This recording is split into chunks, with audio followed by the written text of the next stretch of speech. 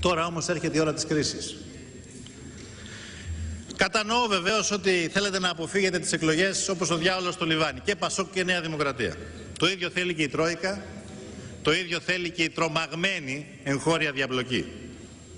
Αυτό που σας τρομάζει όλους είναι η πιθανότητα, εάν πάμε στις κάλπες, με το λαό χειραφετημένο στους δρόμους, να αλλάξουν, να ανατραπούν οι συσχετισμοί της μεταπολίτευσης. Να ανατραπεί ο δικομματισμός ως σύστημα εναλλαγής των δύο κομμάτων στην εξουσία. Γι' αυτό άλλωστε κάνετε όσα κάνετε. Και πώς προσπαθείτε να το αποφύγετε αυτό? Με τερτύπια, με παρασκηνιακές συνεννοήσεις και προσπαθώντας να υπονομεύσετε το μεγάλο σας φόβο, τις πλατείες. Να τις παρακάμψετε με το μαστίγιο και με το καρότο. Μαστίγιο ήταν οι ευρείας έκτασης προβοκάτσιες που είδαμε και καταγγείλαμε, δώστε μου 2 λεπτά κύριε Πρόεδρε, που όλοι είδαμε και καταγγείλαμε την προηγούμενη Τετάρτη.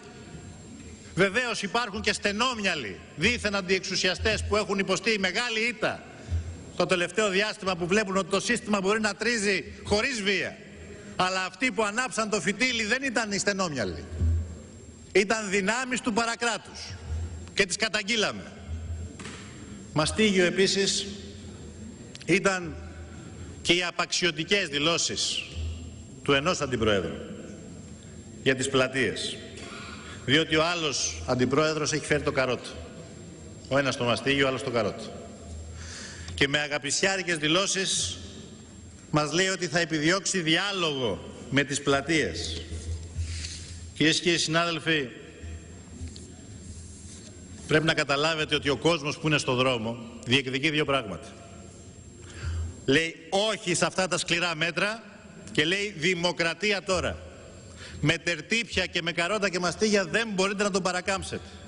Το μεγάλο σας πρόβλημα είναι ότι η ελληνική δημοκρατία τις τελευταίες 25 μέρες έχει αποκτήσει και κάτω βουλή. Και κάτω βουλή. Δεν είναι μονάχα η πάνω βουλή. Εδώ θα τη βγάλετε. Θα πάρετε χρόνο. Οι κοινοβουλευτικές σας ομάδες θα σας δώσουν εμπιστοσύνη. Άλλωστε, οι κοινοβουλευτικές σας ομάδες είναι μέρος της κρίσης και όχι μέρος της λύσης. Η κάτω βουλή όμως, η κοινωνία που αγωνιά, δεν σας δίνει ψήφο εμπιστοσύνης.